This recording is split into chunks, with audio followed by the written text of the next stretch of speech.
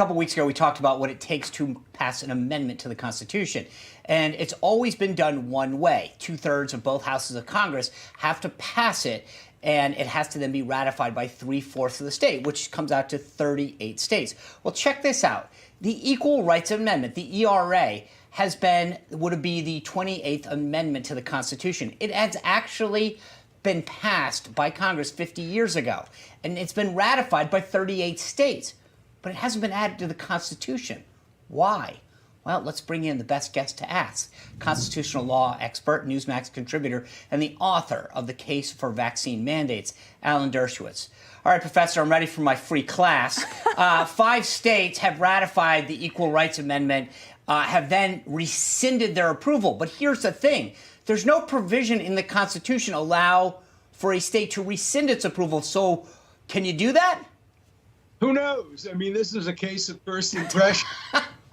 The reality is that today the pressure for the Equal Rights Amendment is far less great because we have statutes that have been passed. And the statutes give equal rights to women in so many different contexts. For example, Title IX with sports and other areas like that.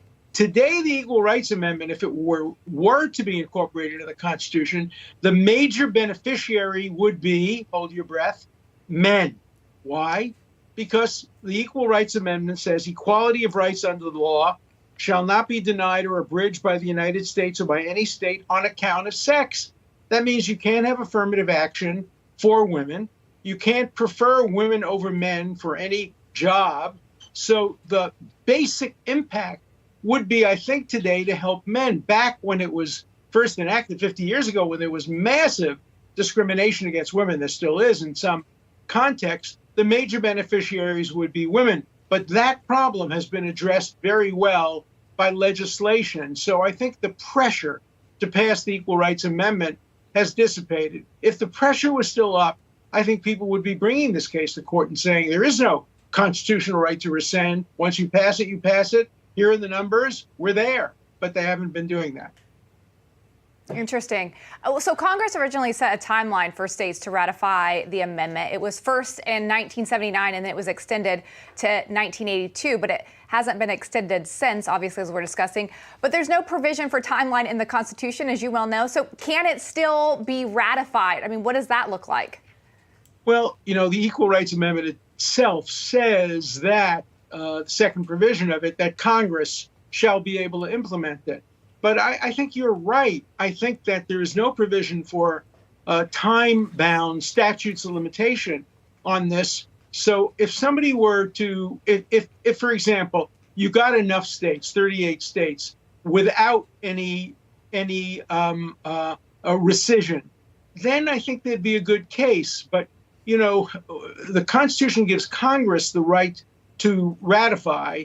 And therefore, I think some courts will say, Congress has the right to condition its ratification on timeliness by the states. I don't know how the Supreme Court would come out on that. We've never had that issue or anything like it presented to the Supreme Court. But I think there'd be a strong case. If you got 38 states that say, today we are ratifying it, I think it's ratified. Just like I don't think Congress can rescind its support now. But again, look, the Constitution was never a perfect document. It has many gaps, and this is one of them. That's why we have law professors and lawyers and TV shows to fill the gaps that the constitutional framers didn't fill. So the way I understand the process, though, right, is both houses pass it. That's happened. 38 states have to then ratify it, which they have. I get it. We've had the rescissions. But then the only other step is the Archivist of the United States kind of adds it to the Constitution. The current Archivist has not done that.